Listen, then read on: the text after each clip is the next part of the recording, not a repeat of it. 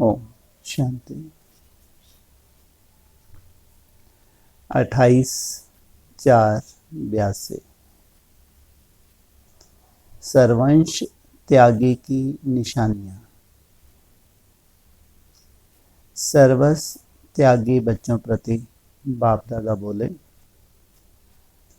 बाप दादा चारों ओर के सर्व महात्यागी सर्वंश त्यागी बच्चों को देख रहे हैं। कौन से बच्चे इस महान भाग्य को प्राप्त कर रहे हैं, वह समीप पहुंच गए हैं। ऐसे समीप अर्थात समान श्रेष्ठ सर्वंश त्यागी बच्चों को बाप दादा भी देख हर्षित होते हैं। सर्वंश त्यागी बच्चों की विशेषता क्या है? जिन विशेषताओं के आधार पर समीप व समान बनते हैं। साकार तन द्वारा भी लास्ट बोल में 3 विशेषताएं सुनाई थी। संकल्प में सदा निराकारी सो साकारी, सदा न्यारी और बाप की प्यारी आत्माएं। दूसरा, वाणी में निरअहंकारी अर्थात सदा रूहानी मधुरता और निर्माणता। तीसरा, कर्म में हर कर्म इंद्रियों द्वारा निर्विकारी अर्थात प्योरिटी की पर्सनैलिटी वाली। 3 महामंत्र कौन से दिए थे? निराकारी, निर्विकारी और निरहंकारी। तो हर कर्म इंद्रियों द्वारा महादानी व वरदानी, मस्तक द्वारा कर्म को स्वरूप की स्मृति दिलाने के वरदानी व महादानी, नयनों से रूहानी दृष्टि द्वारा सर्व को स्वदेश अर्थात मुक्ति और स्वराज अर्थात जीवन मुक्ति, अपने राज्य का दर्शन कराना व रास्ता दिखाने का दृष्टि द्वारा इशारा देना, ऐसा अनुभव कराने का वरदान देना कि जो आत्माएं महसूस करें कि यही हमारा असली घर और राज्य है। घर का रास्ता, राज्य पाने का रास्ता मिल गया। ऐसे महादान व वरदान पाकर सदा हर्षित हो जाएं। मुख द्वारा रचयिता और रचना के विस्तार को स्पष्ट जान स्वयं को रचयिता की पहली रचना श्रेष्ठ ब्राह्मण सो देवता बनने का वरदान पालें। ऐसे हस्तों द्वारा सदा सहज योगी कर्म योगी बनने के वरदान देने वाले श्रेष्ठ कर्मधारी, श्रेष्ठ फल प्राप्त करने के वरदानी बनाने वाले, चरण कमल द्वारा हर कदम फॉलो फादर कर हर कदम में पद्मों की कमाई जमा करने के वरदानी, ऐसे कर्म इंद्रियों द्वारा विशेष अनुभूति कराने के वरदानी अर्थात निर्विकारी जीवन। यह 3 विशेषताएं सर्वस्व त्यागी की सदा स्पष्ट दिखाई देंगी। सर्वंश त्यागी आत्मा किसी भी विकार के अंश के भी वशीभूत हो नहीं सकती। किसी के अंश के भी वशीभूत हो कोई कर्म नहीं करेगी।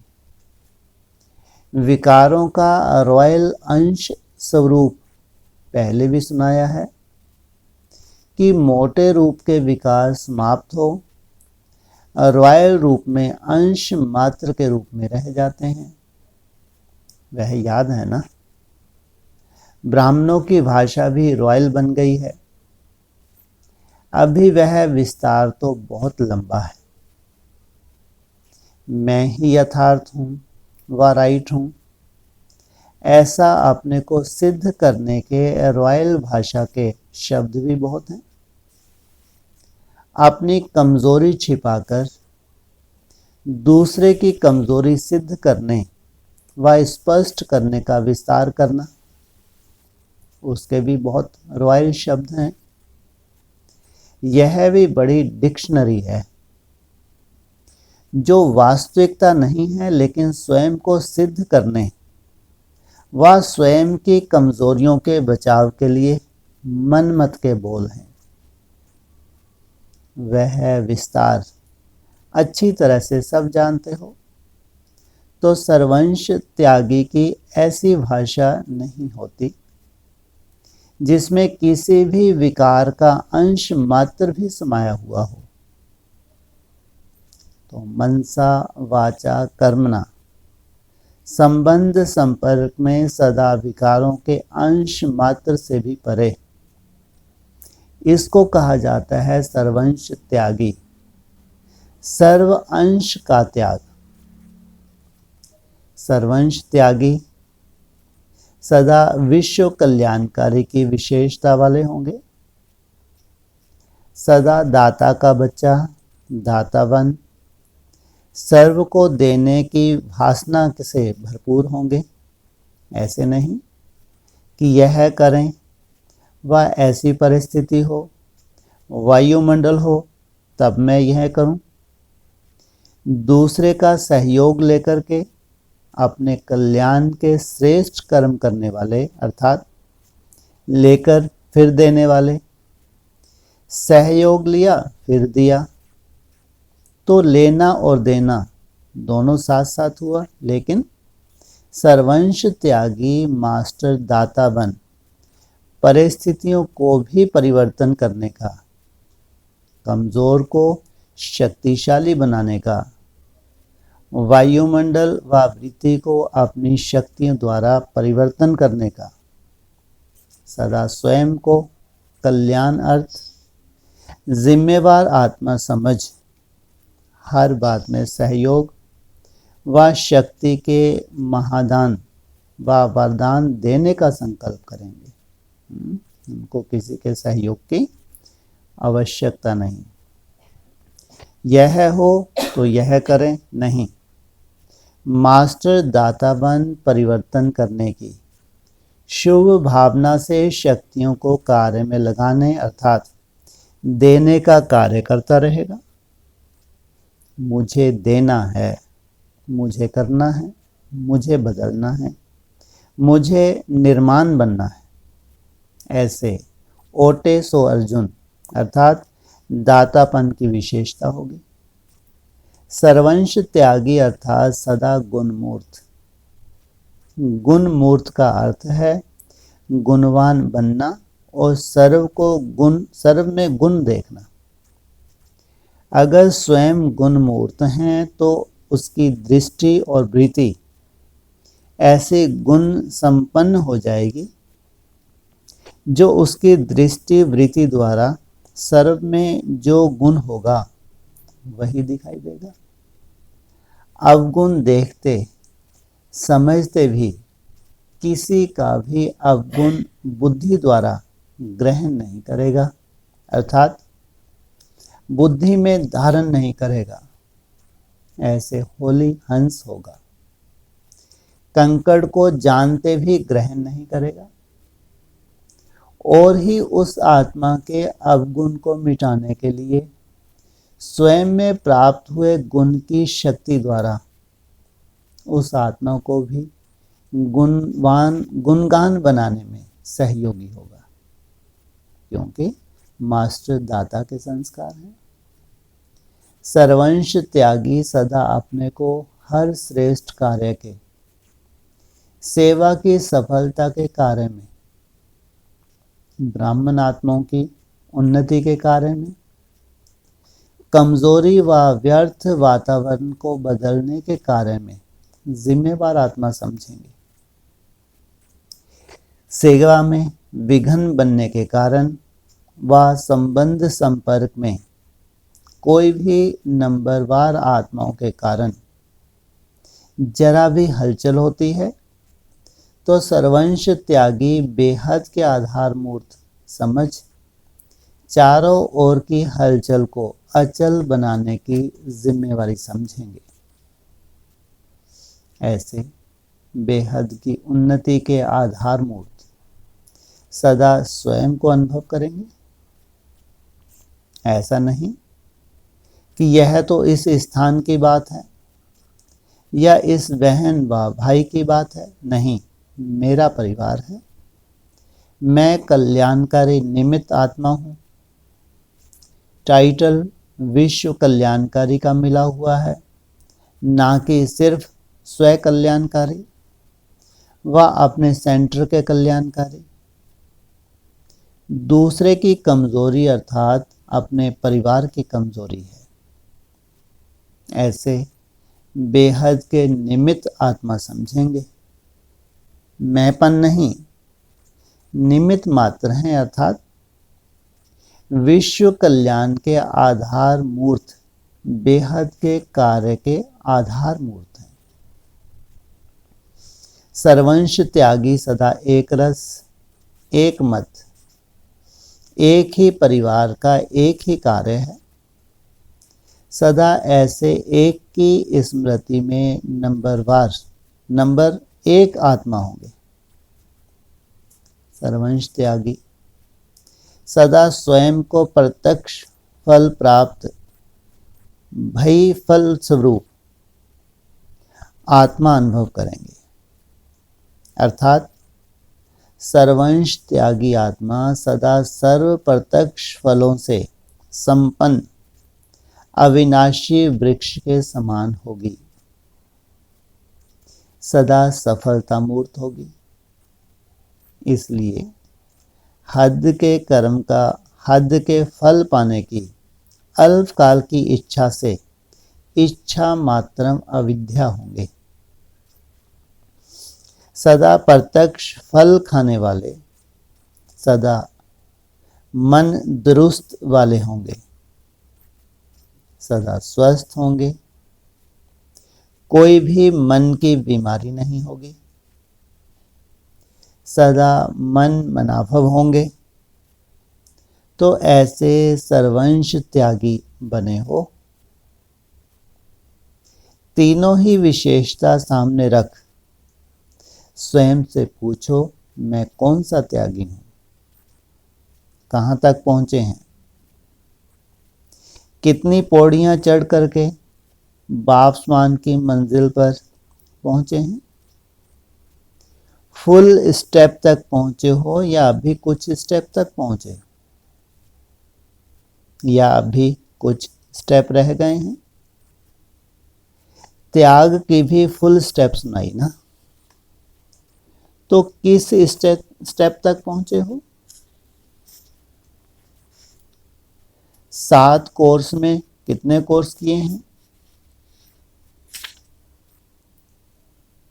सप्ताह पाठ का लास्ट में भोग पड़ता है, तो बाप दादा भी अभी भोग डालें। आप लोग तो हर गुरुवार को भोग लगाते हो, लेकिन बाप दादा तो महाभोग करेंगे ना। जैसे संदेशियां ऊपर वतन में भोग ले जाती हैं, तो बाप दादा भी कहाँ ले जाएंगे। पहले स्वयं को भोग में समर्पण करो। भोग भी बाप के आगे समर्पण करते हो ना। अब भी स्वयं को सदा प्रत्यक्ष फल स्वरूप बनाकर समर्पण करो, तब महाभोग होगा। अपने आप को संपन्न बनाकर ऑफर करो। सिर्फ स्थूल भोग भी ऑफर नहीं करो। संपन्न आत्मा बन स्वयं को ऑफर करो। समझा? बाकी क्या करना है वह समझ में आया? अच्छा, बाकी एक बारी मिलने का रहा हुआ है। वैसे तो साकार द्वारा मिलन मेले का इस रूपरेखा से मिलने का आज अंतिम समय है। प्रोग्राम परमान तो आज साकार मेले का समाप्ति समारोह है। फिर भी आगे की बात आगे देखेंगे। एक्स्ट्रा एक बाप का चुग्गा भी मिल जाएगा। लेकिन इस सारे मिलन मेले का स्वयं प्रति सार क्या लिया? सिर्फ सुना व समाकर स्वरूप में लाया।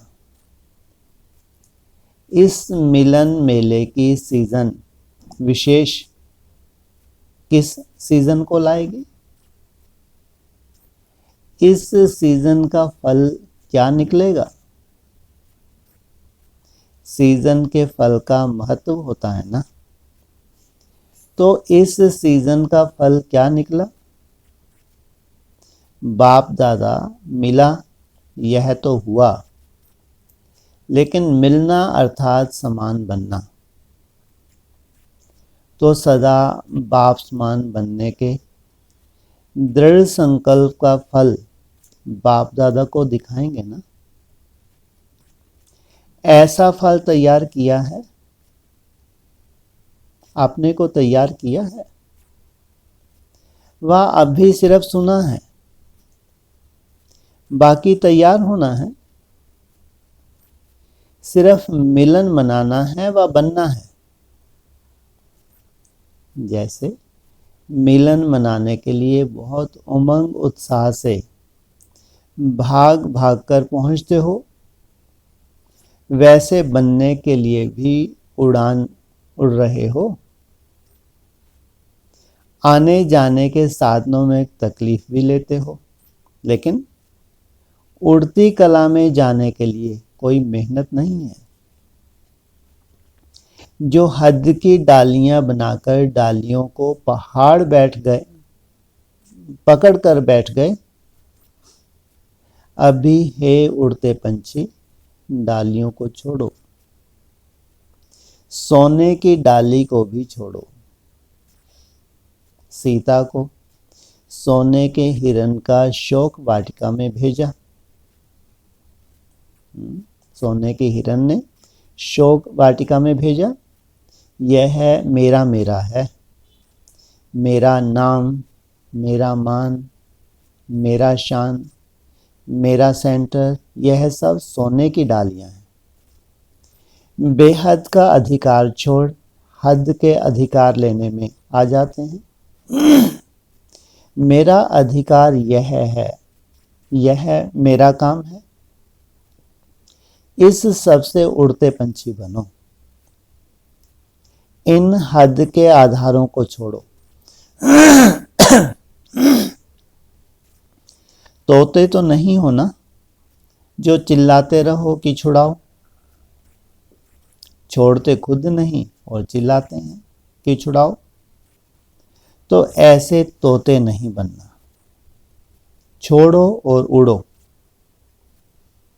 छोड़ेंगे तो छूटेंगे ना।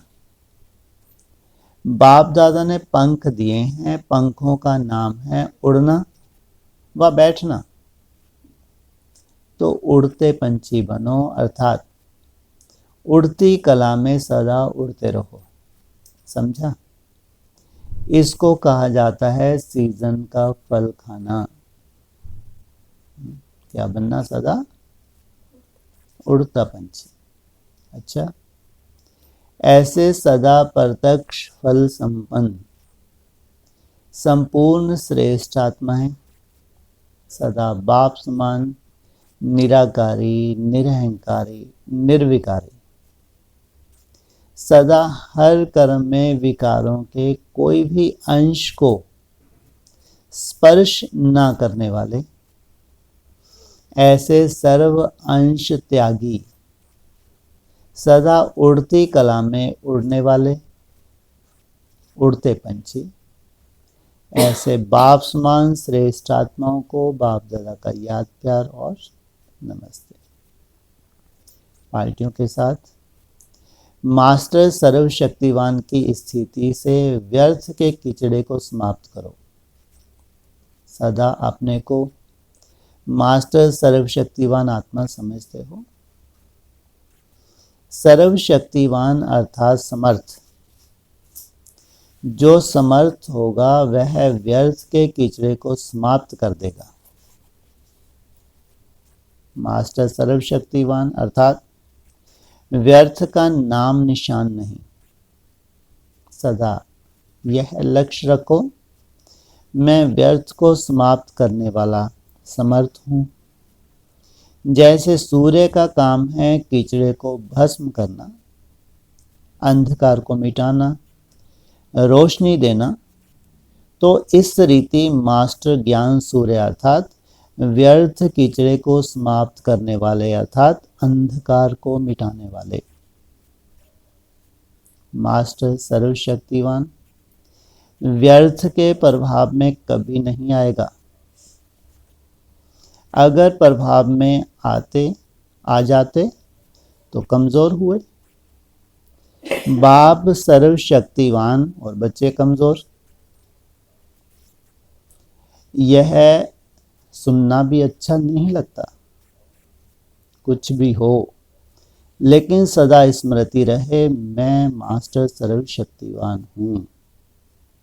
ऐसा नहीं समझो मैं अकेला क्या कर सकता हूँ।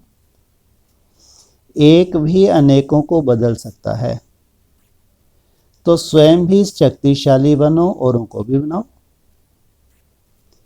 जब एक छोटा सा दीपक अंधकार को मिटा सकता है, तो आप क्या नहीं कर सकते। सदा वातावरण को बदलने का लक्ष्य रखो।